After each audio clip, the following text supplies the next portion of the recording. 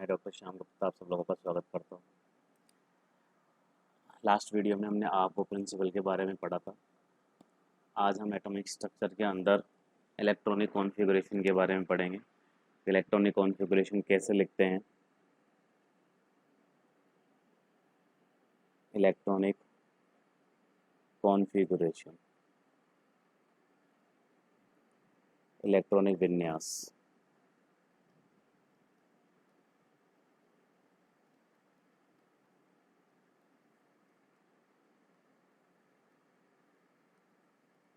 देखिए, इलेक्ट्रॉनिक विन्यास क्या होता है, इसको सिंपली एन एल एक्स के द्वारा रिप्रेजेंट किया जाता है।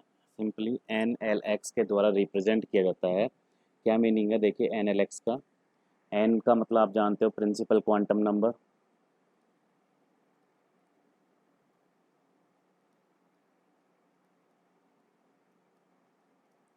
मुख्य क्वांटम संख्या। एल का मतलब है एजीमुथल यानी कि दिगंशी क्वांटम संख्या, और एक्स का मतलब है इलेक्ट्रॉन की संख्या, नंबर ऑफ इलेक्ट्रॉन्स, कितने इलेक्ट्रॉन प्रेजेंट है। ठीक है, तो इसके द्वारा सिंपली रिप्रेजेंट किया जाता है azimuthal quantum number, principal quantum number और इलेक्ट्रॉन की संख्या के द्वारा। एजीमुथल हमें किसके बारे में जानकारी देती है, एजीमुथल हमें सब सेल के बारे में जानकारी देती है कि कौन सी सब सेल में इलेक्ट्रॉन फिल किया जाएगा, एस में, पी में, डी में या एफ के अंदर। ठीक है, मैंने स्टार्टिंग से आपको पहले बताया है, एस की स्टार्टिंग होती है 1 से यानी 1s से, पी की स्टार्टिंग होती है 2p से, डी की स्टार्टिंग होती है 3d से, और एफ की स्टार्टिंग होती है 4d से, सॉरी 4f से।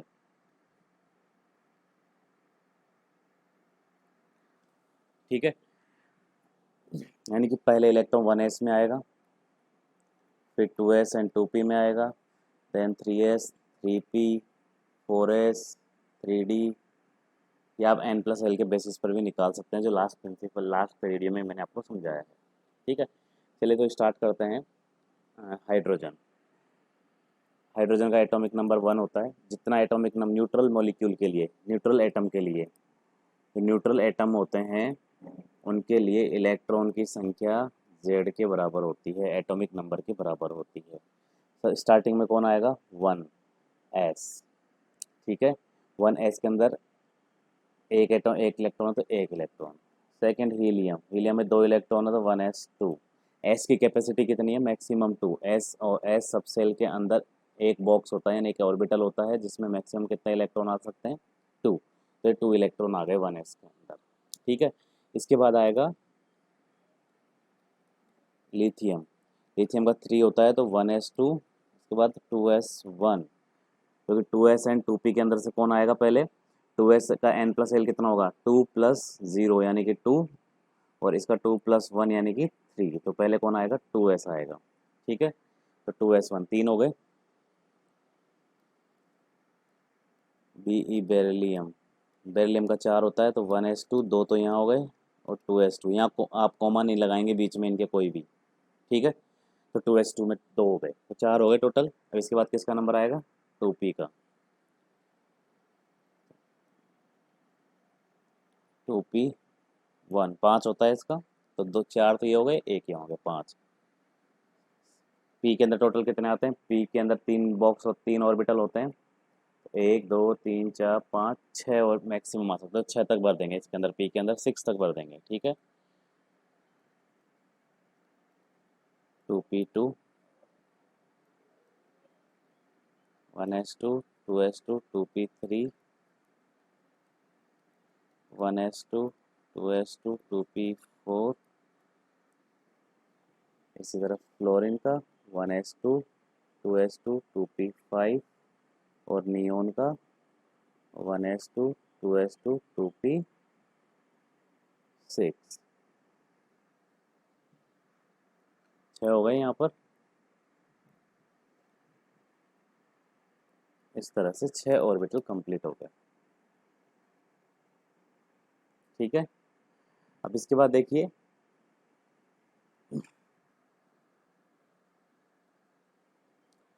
ये जो नियोन है इसमें देखिए ये आउटर मोस्ट सेल कंप्लीट है इसकी, इसका बाय आउटर मोस्ट सेल का मतलब देखिए ये नाभिक है, ये पहली सेल यानी कि ये 1 पहली सेल, ये नंबर 2 सेल। तो अगर किसी आउटर मोस्ट सेल के अंदर, किसी सेल के अंदर 8 इलेक्ट्रॉन हो जाएं, ठीक है, यदि किसी सेल के अंदर देखिए n बराबर 2, ये भी 2 है और ये भी 2 है, तो n बराबर 2 यानी दूसरी सेल के अंदर 2 और 6 8 इलेक्ट्रॉन हो गए, 1 2 3 4 5 6 7 और 8। और अब अगर किसी सेल के अंदर 8 इलेक्ट्रॉन हो जाते हैं तो उसका अष्टक पूर्ण हो जाता है, ऑक्टेट कंप्लीट हो जाता है, अष्टक पूर्ण हो जाता है। और ऐसे ऐसे एलिमेंट इनर्ट होते हैं, इनर्ट गैसेस कहलाते हैं। जिनका अष्टक पूर्ण होता है वो कैसे कहलाते हैं? इनर्ट गैसेस कहलाते हैं, अक्रिय गैसें कहलाते हैं, या नोबल गैस भी बोलते हैं इन्हें,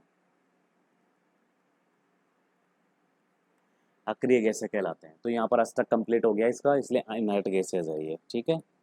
अब इसको रिप्रेजेंट, इसको हम इस तरह से भी लिख सकते हैं, नियोन करके। इनर्ट गैस जहाँ पर अष्टक पूर्ण हो जाता है, यानी अक्रिय गैसेज जितनी भी है उन्हें बड़े ब्रैकेट में इस तरह से भी लिखा जा सकता है, ठीक है। अब ये तो 2s कंप्लीट हो गया। अब इसके बाद आएगा 3s 3p एंड 3d। 3 के साथ ये 3 चीज़ आती है, 3s 3p एंड 3d। इन तीनों में चेक करिए पहले कौन आएगा। इसका n प्लस एल, n इसका 3, l 0, 3 1 3 2, तो इसका n प्लस एल कितना हो गया?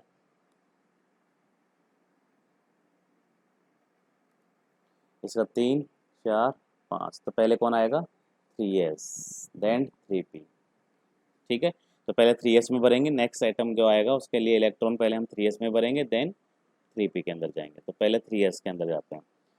नियोन के बाद sodium 11, Mg magnesium 12, aluminium 13, silicon 14, phosphorus, sulphur, chlorine 17, organ 18, potassium 19 और कैल्शियम 20, ठीक है। चलिए लिखते हैं 1s2 2s2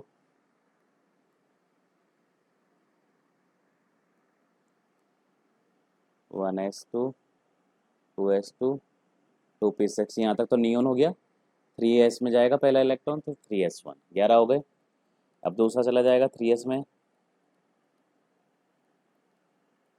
3s2, 3s के बाद किसका नंबर आएगा? s कंप्लीट हो गया, इसमें 2 ही आ सकते हैं, p का नंबर, तो 1s2 2s2 2p6 3s2 3p1। इसी तरह यहाँ से 1s2 2s2 2p6 3s2 3p2 1s2 2s2 2p6 3s2 3p3। बढ़ाते जाइए एक एक,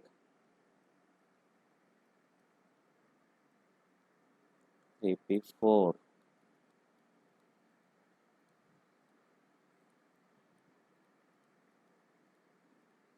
3p5, ठीक है। 5। अब ऑर्गन का नंबर आएगा next, organ 18, 1s2 2s2 2p6 3s2 3p6। तो ये यहाँ 6 तक हमारा पी भी कंप्लीट हो गया यहाँ तक, ठीक है। देखिए ये विन्यास किसका है?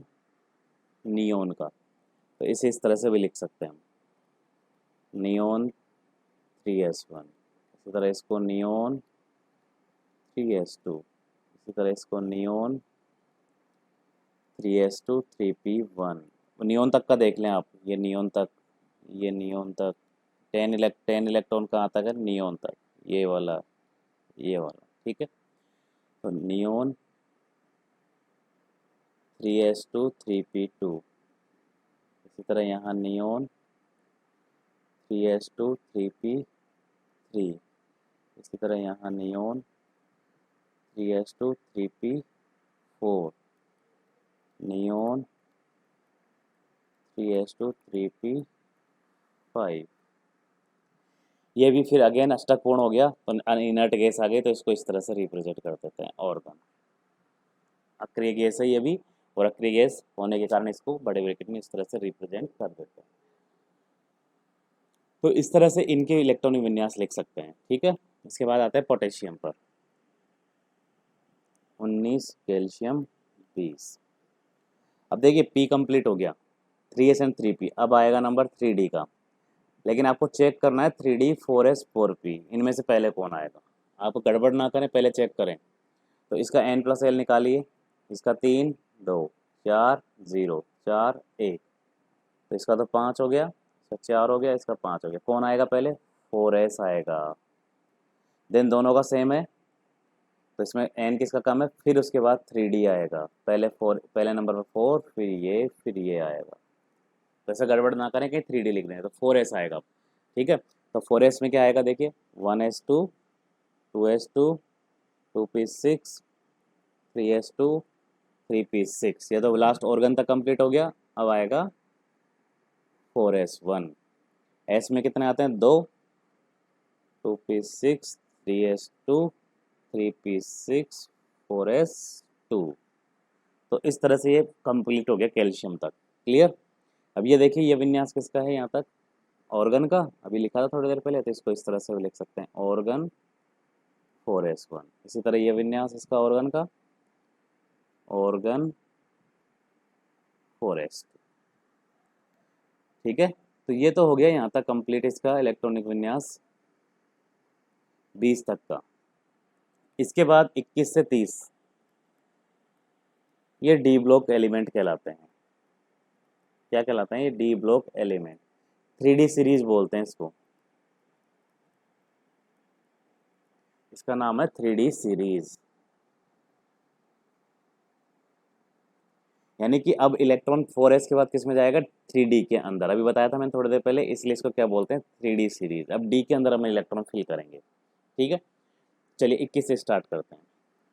21 का नाम है स्कैंडियम, फिर titanium, vanadium, chromium, manganese, ferrous, cobalt, निकल। चलिए अगले पेज पे बात करेंगे, पहले इनका लिख लेते हैं। आपको क्या करना है? 20 तक तो लिख लेना है सबका, बिना कोई दिमाग लगाए 20 तक आप लिख लो।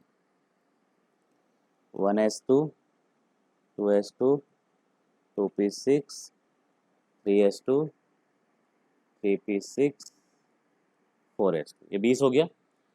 चलिए 20 तक का सबका लिख लो आप। 1s2 2s2 2p6 3s2 3p6 4s2। 1s2 2s2 2p6 3s2 3p6 4s2। 1s2। Chromium का छोड़ देना आप, 24 नंबर का आप छोड़ देना, इसका मेरे बारे में कोई अलग चीज़ बताएंगे आपको थोड़ी देर में। 2 2s2 2p6 3s2 3p6 4s2। 1s2 2s2 2p6 3s2 3p6 4s2। 1s2 2s2 2p6 3s2 3p6 4s2। ये 20 तक का लिख रहा हूँ मैं, जो कैल्शियम था। अब इसके बाद इलेक्ट्रॉन कहाँ जाएगा? डी के अंदर। ठीक है, तो आप लिखते जाओ बस, आप कुछ नहीं करना है। 3d1 3d2, 22 का मतलब 2, 23 का मतलब 3d3। आपको कल्पना करना है क्रोमियम में 3d4 आएगा।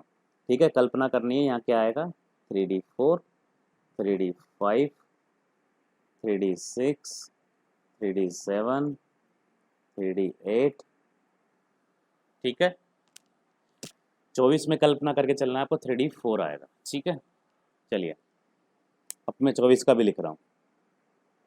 1s2 2s2 2p6 3s2 3p6 4s2। 3d4 होना चाहिए था, ये होना चाहिए था।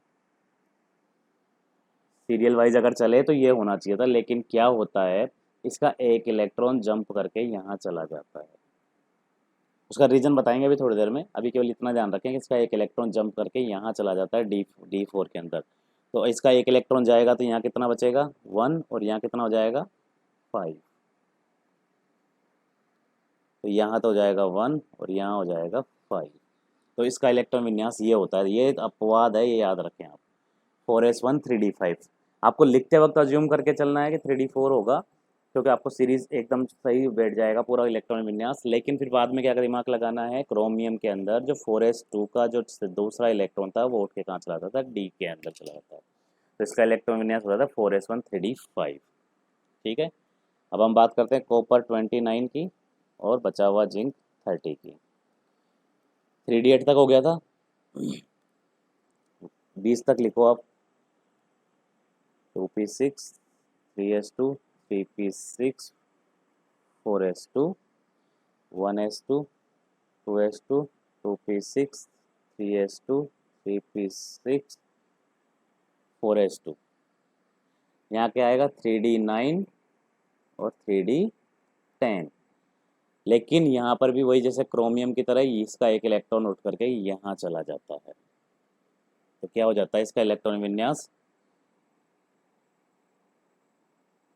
इसका हो जाता है 4s1 3d10। तो ये क्रोमियम 24 और कॉपर 29, इनका इलेक्ट्रॉन विन्यास लास्ट जो है 4s2, इसमें 3d4 होना चाहिए था और इसका होना चाहिए था 4s2 3d9। ये ना हो करके क्या हो जाता है 4s1, इसका एक इलेक्ट्रॉन जंप करके यहाँ 3d5 और इसका 4s1 3d10 हो जाता है, इसका भी जंप करके यहाँ चला जाता है। तो ये दोनों ना हो करके ये दोनों होते हैं, तो ये गलत है, ये सही है। ऐसा क्यों होता है? रीजन पहला रीजन है अर्धपूरित, यानी कि half filled.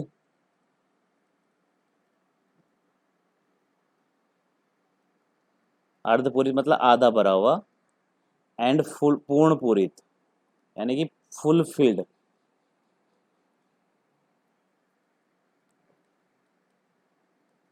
Orbitals are more stable than other orbitals. अर्धपूरित और पूर्णपूरित ऑर्बिटल जो होते हैं वह अन्य ऑर्बिटल की तुलना में ज़्यादा स्थायी होते हैं। पहला रीजन तो ये है। अर्धपूरित पूर्णपूरित का मतलब समझिए पहले तो। एक तो डी के अंदर 4-5 ऑर्बिटल होते हैं,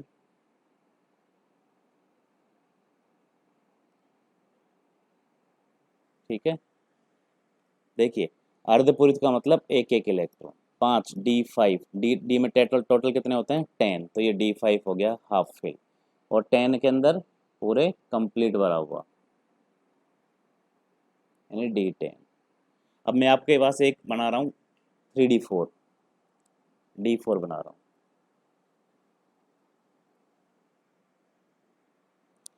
1 2 3 4। एक बना रहा हूँ मैं D9,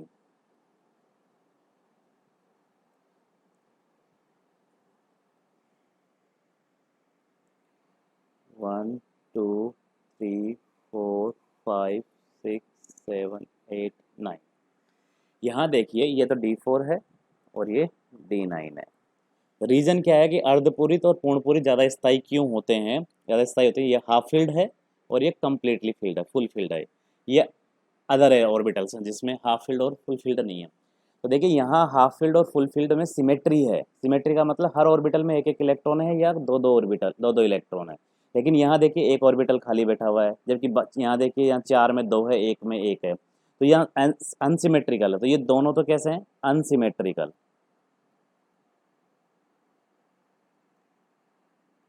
असममित।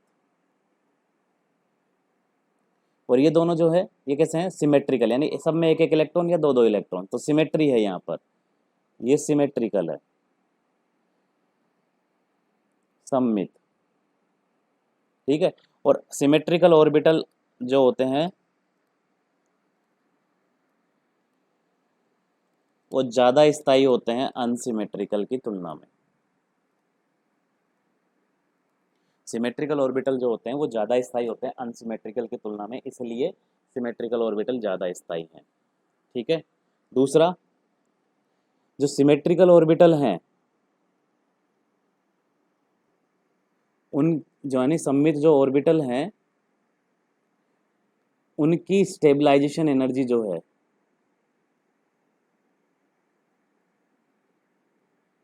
स्थायीकरण ऊर्जा ज़्यादा होती है, इसलिए ये ज़्यादा स्थायी होते हैं। स्टेबलाइजेशन एनर्जी ज़्यादा होती है इसलिए ज़्यादा स्थायी होते हैं। तीसरा, D10 यानी कि फुल फील्ड जो ऑर्बिटल हैं की स्थायीकरण एनर्जी की स्टेबलाइजेशन एनर्जी जो है वो D5 से ज़्यादा है। तो D10 यानी फुल फील्ड जो है वो हाफ फील्ड से भी ज़्यादा स्थायी है। जो फुल फील्ड है वो हाफ फील्ड से भी ज़्यादा स्थायी है क्योंकि इसकी स्टेबलाइजेशन एनर्जी ज़्यादा है। लास्ट रीजन क्या है चौथा, जो सिमेट्रिकल ऑर्बिटल होते हैं यानी सममित ऑर्बिटल जो होते हैं उनमें आकर्षण पाया जाता है, जिस वजह से एनर्जी कम होती है और स्टेबिलिटी ज़्यादा हो जाती है। एनर्जी कम होती है और स्टेबिलिटी ज़्यादा हो जाती है। आकर्षण बल पाए जाने की वजह से एनर्जी का मान कम हो जाता है, जिससे स्टेबिलिटी का मान ज़्यादा हो जाता है। तो ये बेसिकली 3-4 रीज़न है, इसलिए क्रोमियम D4 की जगह D5 हो जाता है और कॉपर D9 की जगह D10 हो जाता है। तो क्रोमियम और कॉपर जरूर याद रखें आप। अब ऑर्डर अगर आपसे पूछ ले इनका ऑर्डर, तो फुल फील्ड जो है यानी पूरा भरा हुआ वो ज़्यादा स्थायी है हाफ फील्ड से। रीज़न कि फुल फील्ड की स्टेबलाइजेशन एनर्जी ज़्यादा होती है हाफ फील्ड से, और ये ज़्यादा स्थायी है अनसिमेट्रिकल से, यानी कि जैसे D4 D3 D2 उनके से ज़्यादा स्थायी है। तो ये कंप्लीट इलेक्ट्रॉनिक कॉन्फ़िगरेशन हो गया आपका। ठीक है। तो आप ये एटॉमिक स्ट्रक्चर होता है यहाँ पर, ये कंप्लीट रूप से याद करें। कोई प्रॉब्लम आती है तो आप पूछ सकते हैं। बाकी चैनल को लाइक करें, सब्सक्राइब करें और अपने दोस्तों के बीच ज़रूर शेयर करें। Thank you.